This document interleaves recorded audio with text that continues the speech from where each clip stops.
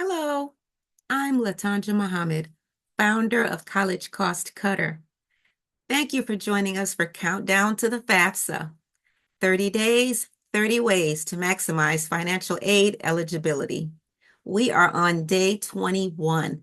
So if you are just joining us in this series, check out the description below this video, and you will see links to all of the episodes from days 1 through 20. Today, we'll talk about homeless students. Unfortunately, there are students in high school ready to go to college who find themselves in a situation where they can be classified as homeless. And so the FAFSA form defines an unaccompanied student as one who is not living in the physical custody of their parent or guardian. Homeless means lacking fixed, regular, and adequate housing. And that's from the FAFSA form from 2024-2025.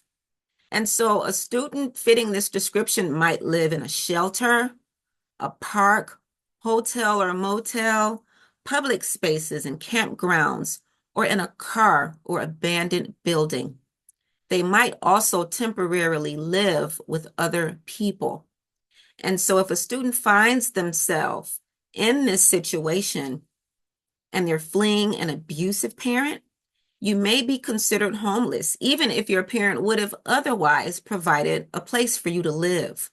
And so students who find themselves in this situation, colleges are sensitive to these, and you can reach out to the financial aid officer at your school.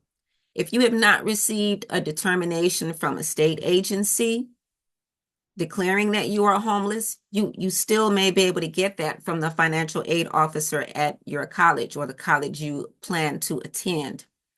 And if that is the case, your parents' information will not be required on the FAFSA.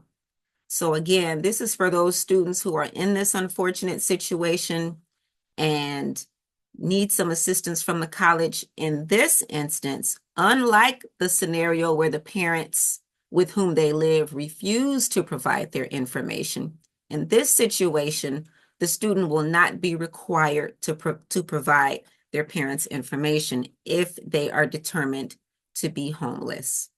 And so that concludes our topic for today. I hope it is helpful to anyone who is in this situation.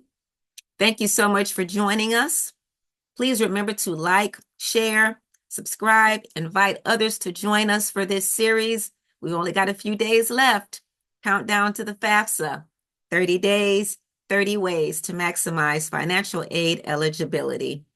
Thanks so much for joining, and we will see you tomorrow. Bye.